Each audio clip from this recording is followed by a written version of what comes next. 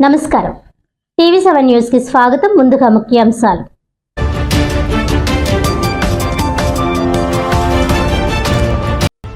జిల్లా వ్యాప్తంగా భక్తి శ్రద్ధలతో భీష్మ ఏకాదశి.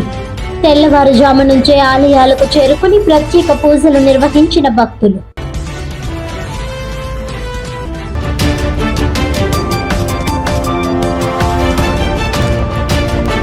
తిరుపతి లడ్డూ కల్తీ వ్యవహారంపై మాజీ సీఎం వైఎస్ జగన్మోహన్ రెడ్డిపై పిఠాపురం మాజీ ఎమ్మెల్యే తీవ్ర ఆరోపణలు. సిట్ విచారణలో లడ్డూల తయారీలో కెమికల్ వినియోగించారని నివేదికలు స్పష్టం చేస్తున్నాయన్న వర్మ.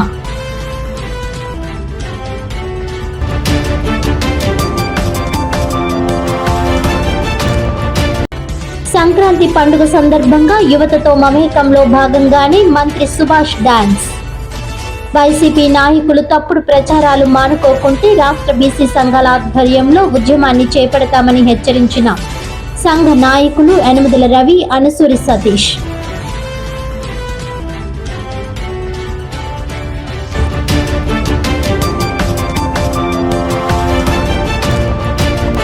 డీటెయిల్స్ చూస్తే అష్టాదశ శక్తి పీఠాలలో 12వ శక్తి పీఠంగా విరాజిల్లుతున్న డాక్టర్ బిఆర్ అంబేద్కర్ కోనసీమ జిల్లా ద్రాక్షారామంలో శ్రీ మాణిక్యాంబ సమేత శ్రీ భీమేశ్వర స్వామివారి దివ్య కళ్యాణ మహోత్సవం వైభవంగా జరిగింది.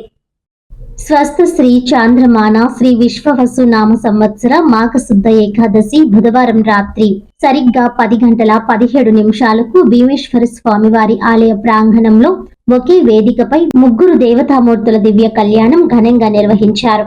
ఈ సందర్భంగా శ్రీ మాణిక్యాంబ సమేత శ్రీ భీమేశ్వర స్వామి, శ్రీ లక్ష్మీ సమేత శ్రీ నారాయణ స్వామి, శ్రీ చండికా సమేత శ్రీ సూర్యేశ్వర స్వామి వారి దివ్య కళ్యాణం అత్యంత వైభవంగా జరిగింది.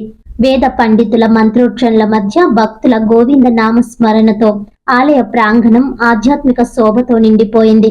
ఈ దివ్య కళ్యాణం సందర్భంగా కార్మిక శాఖ మంత్రి వాసంశెట్టి సుభాష్ కుటుంబ సభ్యులు సత్యం దంపతులు స్వామి వారికి నూతన వస్త్రాలు సమర్పించారు. అలాగే తిరుమల తిరుపతి దేవస్థానం నుండి పట్టు వస్త్రాలను టిటిడి ఈవో దుర్గాభవాని స్వామి వారికి సమర్పించారు.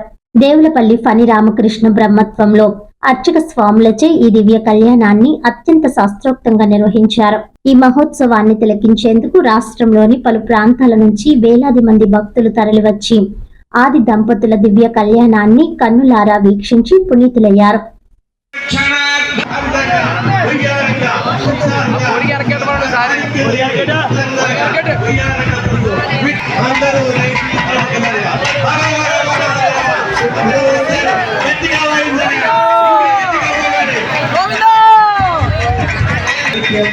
భీమేశ్వర స్వామి, లక్ష్మీ నారాయణ స్వామి,